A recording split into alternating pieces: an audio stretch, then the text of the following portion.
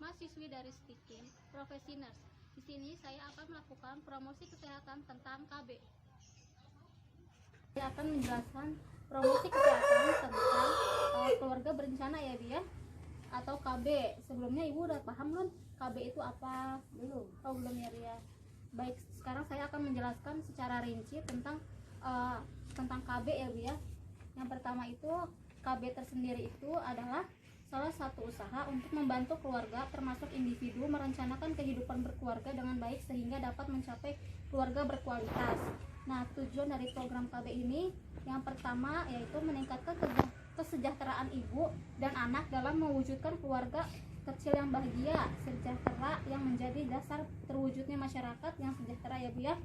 Yang kedua itu tujuannya menurunkan angka kelahiran setiap tahunnya. Nah, manfaat dari KB sendiri itu adalah perbaikan kesehatan badan ibu. Yang kedua, adanya waktu yang cukup untuk mengasuh anak-anak ya, Bu ya.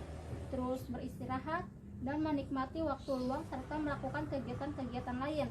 Yang ketiga itu perkembangan fisik, mental, dan sosial anak lebih sempurna. Yang keempat itu perencanaan kesempatan pendidikan yang lebih baik. Nah, di sini ada macam-macam metode kontrasepsi ya, Bu ya. Sebelumnya Ibu ada berniatan untuk melakukan KB apa setelah nanti melahirkan? Belum ada ya, Bu ya. Di sini saya akan jelaskan ya, Bu ya, tentang macam-macam metode kontrasepsi KB atau keluarga berencana. Yang pertama ada pil KB. Nah, pil KB-nya tersendiri itu ada dua jenis ya, Bu ya. Yang pertama bersifatnya itu mengandung progesteron dan estrogen, itu yang campur ya, Bu ya, kombinasi. Dan ada pil KB yang khusus progesteron saja. Nah, kelebihan dari pil KB ini mengurangi perdarahan saat menstruasi. Yang kedua, membuat siklus haid lebih teratur dan mengurangi gejala PMS ya, Bu ya. Nah, di sini juga ada kekurangannya. Kekurangan pil KB itu ada terjadinya peningkatan berat badan ibu. Bila lupa satu pil saja, kegagalan menjadi lebih besar ya, Bu ya. Nah, kedua itu ada KB suntik. Nah, KB suntik itu terjadi bagi dua juga ya, Bu ya. Yang pertama ada KB suntik 1 bulan. 1 bulan itu mengandung KB kombinasi progesteron dan estrogen. Nah, yang 3 bulan itu hanya mengandung progesteron aja ya, Bu ya. Nah, kelebihannya itu tidak mengganggu hubungan seksual, tidak mengganggu produksi ASI ibu, dan sangat efektif. Nah, kekurangannya itu kesuburannya lama kembali, gangguan siklus haidnya tidak dapat dihentikan sewaktu-waktu sebelum suntikan berikutnya. Nah, yang ketiga tuh implan ya, Bu ya. Implan itu alat kontrasepsi dengan cara memasukkan tabung kecil di bawah kulit pada bagian tangan yang dilakukan oleh dokter ya, Bu ya. Nah, di sini itu implan itu efektifnya itu selama 5 tahun untuk Norplan, yaitu 3 tahun untuk Jordana dan Indoplan, dan Implanon ya, Bu ya. Itu untuk 3 tahunnya ya, Bu ya. Yang keempat ada alat kontrasepsi IUD, yaitu dalam rahim ya, Bu ya, dilakukannya. Nah, teknik kontrasepsi ini adalah dengan cara memasukkan alat yang terbuat dari tembaga ke dalam rahim.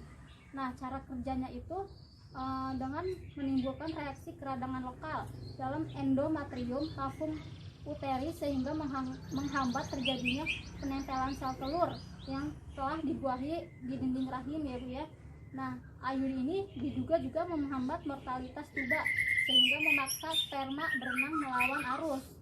Nah, biasanya ini efek sampingnya memakai IUD itu ibunya merasa nyeri atau spotting perdarahan bercak. Dan yang kelima itu ada alat kontrasepsi alami.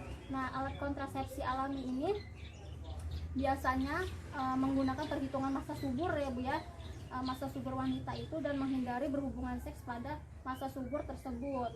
Nah, dari penjelasan yang tadi saya sebutkan, apakah Ibu ada pertanyaan? Apa sudah jelas? Ada yang cocok untuk ibu melahirkan itu apa? Oke, biasanya kalau ibu setelah melahirkan itu dianjurkan untuk melakukan KB non hormonal ya, Bu ya. Nah, KB non hormonal itu biasanya ada menggunakan kondom atau MAL. MAL itu metode amenorelaktasi ya, Bu. Nah, biasanya itu kalau ibu habis melahirkan ingin melakukan KB, dia itu kan lebih cenderung memilih ke KB mal. Kenapa? Karena metode ini berhasil sangat disarankan untuk ibu memberikan ASINya secara eksklusif dan memberikan kepada bayi sedikitnya itu 8 kali sehari, yaitu setiap 2-3 jam walaupun di malam hari ya Bu ya. Jadi lebih aman juga kepada ibu dan bayinya gitu. Apakah ada pertanyaan lain Bu? Tidak ada. Oke, sekarang cukup jelas ya Bu ya, Ya, tentang jelas. penjelasan yang saya jelaskan tentang KB ini. Oke. Sebelumnya terima kasih atas waktunya Ibu. Sekian dari penjelasan tentang KB yang telah saya sampaikan. Kurang lebihnya mohon maaf ya Bu ya apabila ada salah-salah kata atau penjelasan yang kurang tepat. Permisi Bu, terima kasih. Sekian penjelasan promosi kesehatan tentang maternitas. Kurang lebihnya mohon maaf. Semoga promosi kesehatan ini bermanfaat untuk kalian semua yang menonton video ini. Terima kasih.